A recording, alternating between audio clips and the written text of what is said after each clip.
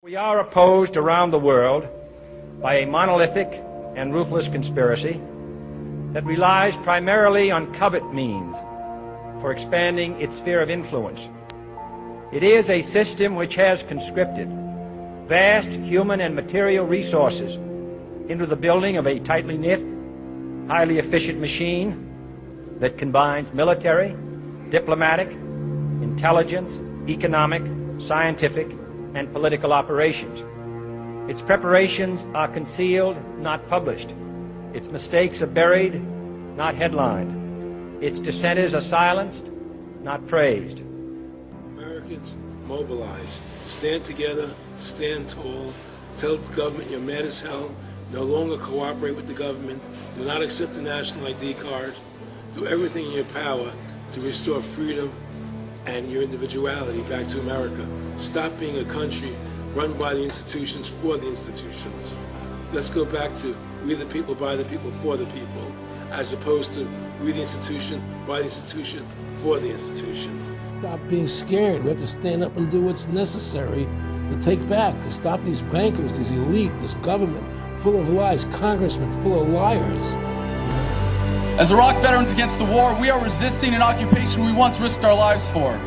We swore to support and defend the Constitution of the United States of America, but we found out the hard way that the greatest enemies of the Constitution are not to be found in the sands of some far-off land, but rather right here at home.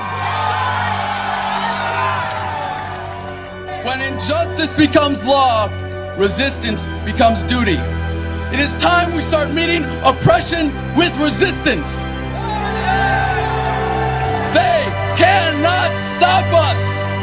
Humanity marches on. The utmost manifestation of love and devotion to America is today, as it always has been, resistance of tyranny. Resist we must, and resist we will. We will not be silent. We will not obey. We will not let our government destroy our humanity. We will not wait another moment in fear to stand up for what we know to be right. It is time we start meeting oppression with resistance. Northwoods, explain that really quick. I mean, this is 1962. The Joint Chiefs of Staff signed a document that was planning on having fake attacks on American civilians and blaming it on the Cubans to get us to go to war with Cuba. They were going to blow up a drone jetliner. They were going to send a jet into the air and blow it up. Oh my God! And blame the Cubans for it and get us to go to war with Cuba. Planning on having fake attacks on American civilians.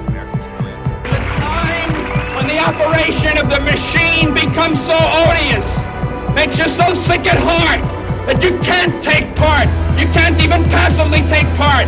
And you've got to put your bodies upon the gears and upon the wheels, upon the levers, upon all the apparatus, and you've got to make it stop. And you've got to indicate to the people who run it, to the people who own it, that unless you're free, the machine will be prevented from working at all. I served with Kilo Company, 3rd Battalion, 8th Marines as an automatic machine gunner. There's a term, once a Marine, always a Marine, but there's also the term, eat the apple, F the Corps. I don't work for you no more. And I'm a Marine. I took an oath to defend the Constitution. The Constitution! I didn't take an oath to defend these banksters. And I guarantee you, all you devil dogs out there need to rise up and take over this country and defend the Constitution against these punks. Okay, I'm sick of it too, Alex. You know, I'm a Marine, but I'm sick of this. You know, they're using us and they're sucking us dry and they are destroying us.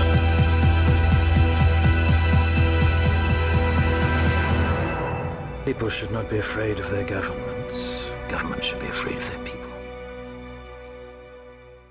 Councils of government, we must guard against the acquisition of unwarranted influence, whether sought or unsought, by the military-industrial complex.